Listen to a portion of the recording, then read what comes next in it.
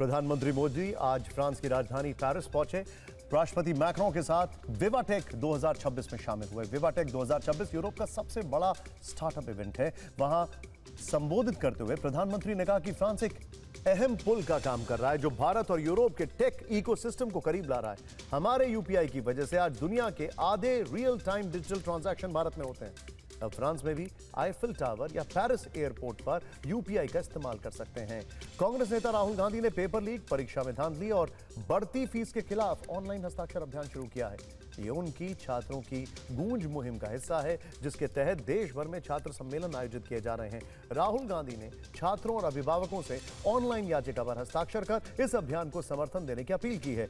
21 जून को होने वाली नीट यूजी री एग्जाम से पहले भारत में टेलीग्राम सेवाओं को कुछ समय के लिए रोकने के केंद्र के फैसले के खिलाफ टेलीग्राम की याचिका पर दिल्ली हाईकोर्ट ने फैसला सुरक्षित रख लिया है। इससे पहले सुनवाई के दौरान केंद्र ने टेम्पररी बैन को सही ठहराते हुए दलील दी कि आतंकवाद, साइबर क्राइम और ड्रग तस्करी के लिए टेलीग्राम का इस्तेमाल किया जा रहा है और यह नया डार्क वेब बन रहा है। पटना में आज पूर्व सीएम राबड़ी देवी के आवास 10 सर्कुलर रोड से एसी और फ्रिज को हटाकर उनके बेटे तेजस्वी यादव के आवास 1 पोलो रोड भेज दिया गया। 15 दिन के अल्टीमेटम के बाद राबड़ी के आवास से सामान निकलना शुरू हो चुका है। राबड़ी देवी को सरकार ने 39 हार्डिंग रोड पर बंगले का आवंटन किया है। उन्हें 10 सर्कुलर रोड वाला बंगला छोड़ने का नोटिस जारी हुआ था।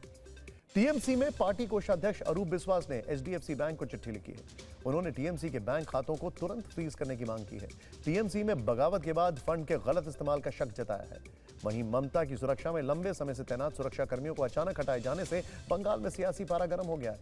ममता की सुरक्षा में तैनात पीएसओ बदले गए हैं। 5 पुराने पीएसओ को यूनिट में भेजकर 4 नए पीएसओ तैनात किए गए हैं। ममता ने नए पीएसओ को सुरक्षा में रखने से इनकार कर दिया है। हटाए गए 2 सुरक्षाकर्मी ममता बनर्जी के बेहद करीबी बताए जा रहे हैं। ममता बनर्जी को आज कलकत्ता हाई कोर्ट से भी एक झटका लगा है। कोर्ट ने स्पीकर का फैसला बरकरार रखा है, यानी बंगाल में ऋतव्रत ही नेता विपक्ष रहेंगे।